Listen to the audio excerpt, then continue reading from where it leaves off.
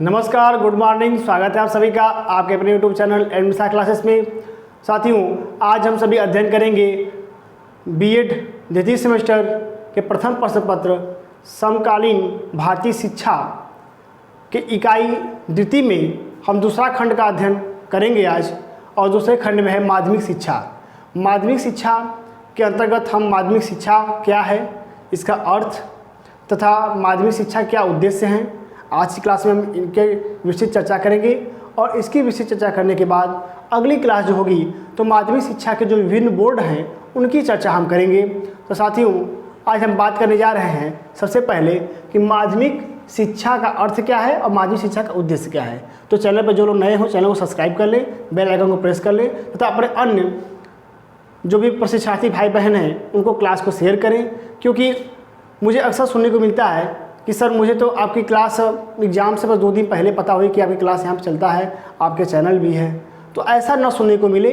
और एक बात मैं और बता दूं कि चूँकि यह जो सिलेबस है आपके 3 यूनिवर्सिटियों के लिए है, इसीलिए अब 3 यूनिवर्सिटी के छात्र छात्रा जितने अधिक से अधिक हो सके अगर जुड़े जो हमसे हों वो अपने अन्य प्रशिक्षार्थी भाइयों में शेयर करें। चूँकि महात्मा गांधी का विद्यापीठ के अधिकतर जो छात्र छात्रा हैं वह इस चैनल को जानते हैं, लेकिन जननायक चंद्रशेखर विश्वविद्यालय बलिया तथा राष्ट्र संत तुकोजी महाराज नागपुर यूनिवर्सिटी के जो छात्र छात्रा हैं वो अभी हमसे बहुत कम संख्या में जुड़ पाए हैं, इसे उनको भी जोड़ने का प्रयास करिए, ठीक है, जिससे कि वो भी लाभान्वित हो सकें। तो चलिए हम बात करेंगे। देखिए लिखा हुआ है माध्यमिक शिक्षा।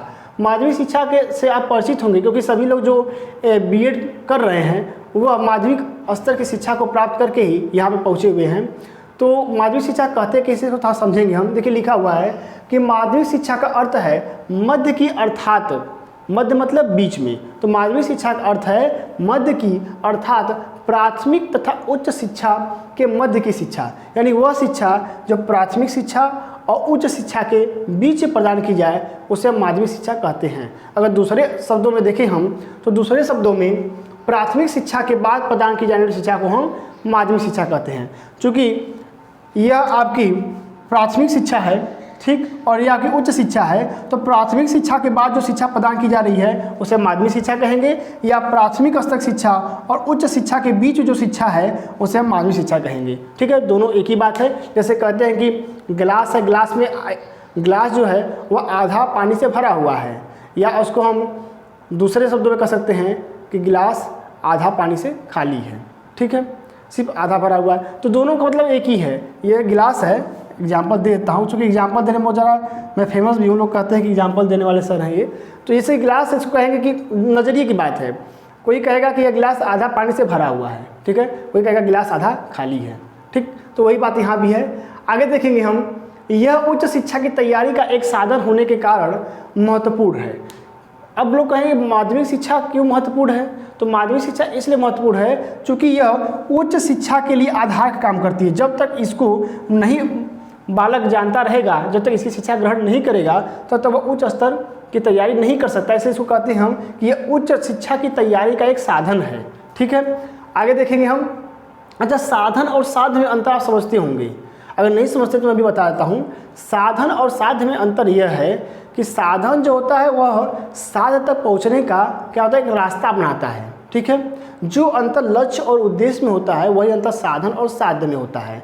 ठीक, तो साधन क्या है, साधन है माध्यमिक शिक्षा। माध्यमिक शिक्षा एक साधन है उच्च शिक्षा, यानी उच्च शिक्षा क्या है, साध्य है, यानी कि वह लक्ष्य हमारा है। ठीक, और यह क्या है, यह उद्देश्य है।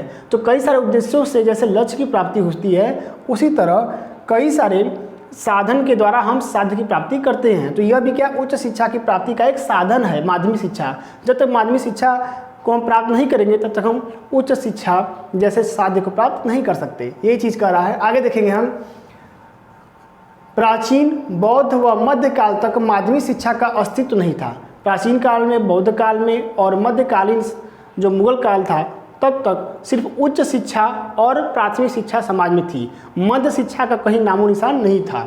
ठीक है, माध्यमिक शिक्षा का प्रचार प्रसार ब्रिटिश काल में ईसाई मिशनरियों के द्वारा किया गया। ध्यान देंगे, यह उच्च शिक्षा और प्राथमिक शिक्षा के बीच जो माध्यमिक शिक्षा आई है यह ब्रिटिश काल में आई है और ईसाई मिशनरियों के द्वारा इसका प्रचार प्रसार किया गया भारत में। ठीक, तो ये याद रखिएगा कि माध्यमिक शिक्षा का प्रचलन कब से हुआ, तो ब्रिटिश काल में हुआ। आगे देखेंगे अब हम। एक प्रोफेसर हैं हुमायूं कबीर, उन्होंने कहा माध्यमिक शिक्षा के संदर्भ में कि माध्यमिक शिक्षा शिक्षा की एक ऐसी कड़ी है जो प्राथमिक व उच्च शिक्षा को दृढ़ता के साथ बांधती है। ठीक है, मतलब समझ गए होंगे, बताने की आवश्यकता कुछ है नहीं, ज़्यादा एक्सप्लेनेशन, सभी समझदार हैं। आगे देखेंगे हम माध्यमिक शिक्षा की आधारशिला वुड घोषणा पत्र 1854 में रखी गई थी। अब ध्यान देंगे हम, यह तो बात हो गई कि ब्रिटिश काल में ईसाई मिशनरियों के द्वारा प्रचार किया गया, लेकिन अगर सही ढंग से रखा जाए, अगर विधिवत देखा जाए तो जो चार्ल्स वुड का घोषणा पत्र था 1854 आया हुआ था, उसी घोषणा पत्र के द्वारा माध्यमिक शिक्षा की जो नींव भारत में स्थापित सही ढंग से की गई थी। ठीक है, ऑफिशियल अगर घोषणा कहें हम तो ऑफिशियल अनाउंसमेंट जो है आपका वुड घोषणा पत्र 1854 के द्वारा यह उसमें वर्णित किया गया था कि माध्यमिक शिक्षा भी प्रदान की जाएगी।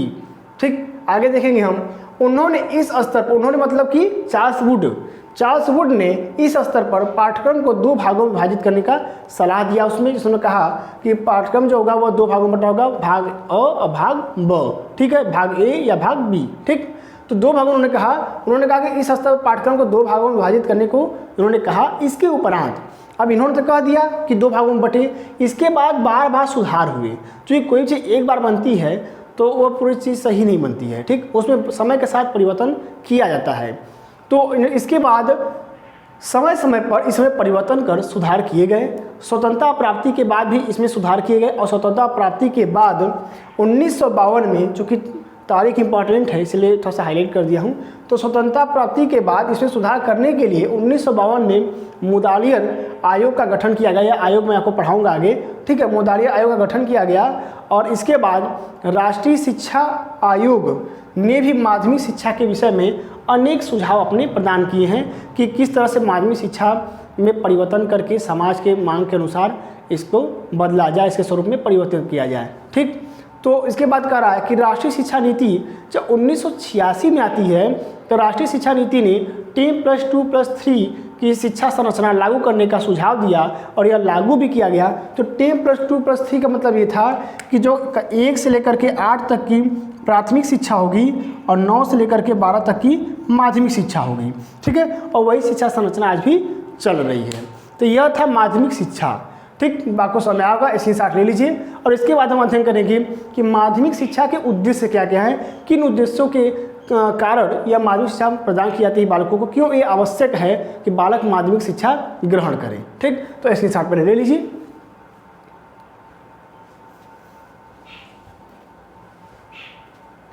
चलिए, ठीक है,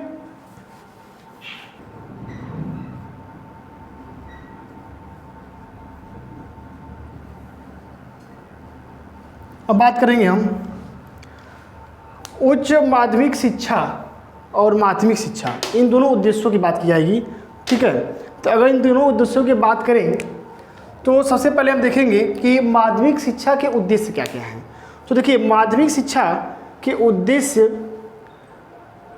4 निश्चित किए गए थे डॉक्टर लक्ष्मण स्वामी मुदालियर के द्वारा। ठीक है, जो मुदालियर आयोग गठित किया गया था, उन्होंने 4 मुख्य उद्देश्य निश्चित किए थे माध्यमिक शिक्षा के, लेकिन बाद में एनसीईआरटी ने इसकी विस्तृत रूपरेखा तैयार की और विस्तृत रूपरेखा में विस्तृत उद्देश्यों को भी समाहित किया। उन्होंने कहा एनसीईआरटी ने कि कम से कम 20 या 25 उद्देश्य होने चाहिए। ठीक, उन 20 या 25 उद्देश्यों में से जो मुख्य उद्देश्य मुझे लग रहे हैं कि आपको बता देना चाहिए, वो हमने यहाँ लिखा हुआ है। ठीक है, आप मिनिमम 10 उद्देश्य याद कर लीजिए। ठीक, और परीक्षा में अगर लघु उत्तरी में आएगा तो इनमें 2-2 लाइन करके लिख लीजिएगा। ठीक, और इसके बाद हम बात करेंगे उच्च माध्यमिक शिक्षा के उद्देश्य क्या है। सबसे पहले हम देखेंगे कि माध्यमिक शिक्षा के उद्देश्य क्या क्या हैं। तो माध्यमिक शिक्षा का सबसे पहला उद्देश्य है, देखिए बताना कुछ है नहीं, मुझे लगता है आसान चीज़ें समझ आएंगे आप। देश विदेश की विभिन्न संस्कृतियों का ज्ञान कराना, जैसा कि आप कक्षा 9-10 में अध्ययन करते हैं। ठीक है, जैसे सिंधु घाटी की सभ्यता है, इसके बाद मिस्र की सभ्यता है। ठीक, कई सारी सभ्यताओं का आप अध्ययन करते हैं तो आपको वहाँ की सभ्यता का रीति रिवाज रहन सहन का ज्ञान होता है। तो वही चीज़ कर रहा है। आगे देखेंगे शिक्षा को उत्पादन से जोड़कर आर्थिक विकास करना, यानी कि जैसे कि कक्षा 10 में आप देखेंगे तो एक होता है कृषि का पेपर होता है। तो कृषि का पेपर क्या है, यानी कृषि का ज्ञान करा के बालक को उत्पादन क्षमता में वृद्धि करें। ठीक, जिससे कि अधिक से अधिक उत्पादन हो सके। ठीक, और आर्थिक क्षेत्र में वह योगदान दे सके, यही कह रहा है। आगे देखेंगे हम बालकों में सामाजिक, सांस्कृतिक, नैतिक व लोकतांत्रिक मूल्यों का विकास करना। समझदार हैं, समझ रहे होंगे आप कि बालक को इस स्तर का बनाया जाए कि वो अपने समाज में अनुकूलित वातावरण का निर्माण करके समायोजन कर सके, संस्कृति का ज्ञान हो उसे, और नैतिक मूल्यों जिसके कारण भारत विश्व विख्यात है अपने नैतिक मूल्यों के कारण, ठीक, तो उन नैतिक मूल्यों को वह अपने अंदर में समाहित कर सकें। आगे देखेंगे हम लोकतांत्रिक मूल्य। लोकतांत्रिक मूल्य क्योंकि भारत एक लोकतांत्रिक देश है और लोकतांत्रिक देश भारत है, तो एक स्वस्थ जनमत, एक स्वस्थ लोकतंत्र के निर्माण के लिए लोकतांत्रिक मूल्यों का ज्ञान बालक को कराना बहुत ही आवश्यक है। आगे देखेंगे हम, चौथा उद्देश्य है राष्ट्रीय लक्ष्यों का ज्ञान कराना, पर्यावरण संरक्षण के प्रति बालक को जागरूक करना एवं जनसंख्या नियंत्रण के लिए भी जागरूक करना। जनसंख्या नियंत्रण से मुझे याद आ गया, क्योंकि मेरे पास हर एक बात में कहानी होती है।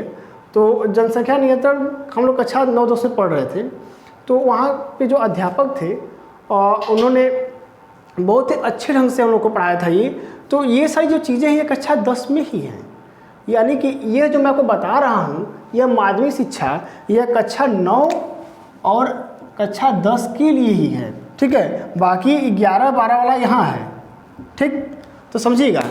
तो यही मैं कह रहा था कि राष्ट्रीय लक्ष्यों, पर्यावरण संरक्षण और जनसंख्या नियंत्रण के लिए जागरूक करना। आगे देखेंगे हम, संसार के प्रमुख धर्मों का ज्ञान प्रदान करके धार्मिक सहिष्णुता की भावना, ठीक है, उत्पन्न करना। अब धार्मिक सहिष्णुता की भावना तो मुझे कहीं दिखती नहीं है भाई, बहुत ज़्यादा पढ़ाया तो जाता है बालक को, लेकिन बाद में जब वे बड़े होते हैं तो धर्म के नाम पर ही दंगे फसाद, आपस में लड़ाई झड़ाई करने लगते हैं, ठीक है।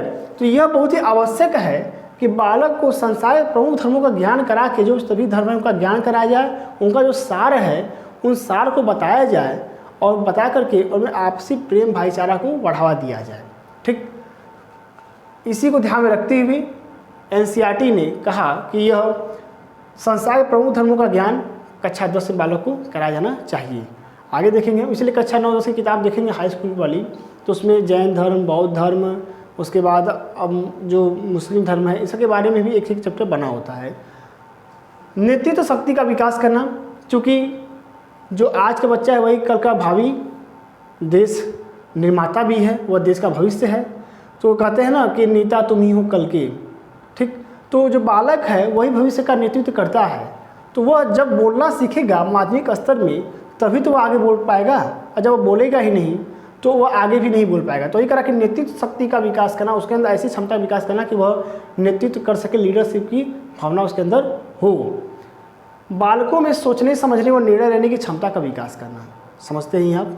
आगे देखेंगे, व्यक्तित्व का विकास करना, पर्सनालिटी डेवलपमेंट। देखिए शिक्षा का मतलब ये नहीं कि सिर्फ आपके ज्ञान का विकास करना है, आपको ज्ञान प्रदान करना है, आपके मस्तिष्क का विकास करना है, मानसिक विकास करना, ऐसा बिल्कुल नहीं है। शिक्षा सर्वांगीण विकास करती है, इसीलिए कह रहा है कि व्यक्तित्व का भी विकास करना माध्यमिक शिक्षा के उद्देश्य होना चाहिए। ऐसा नहीं सिर्फ बालक को रट्टू तोता बना दे, उसे सारी चीज़ें आए, लेकिन कहाँ कैसे क्या बात करना है और किस तरह चलना है, कैसे उठना बैठना है, क्या व्यक्तित्व है, ऐसा उसका कुछ न रहे तो फिर सारी शिक्षा लेना व्यर्थ है। इसलिए व्यक्तित्व का विकास करना भी माध्यमिक स्तर की शिक्षा में शामिल किया गया है।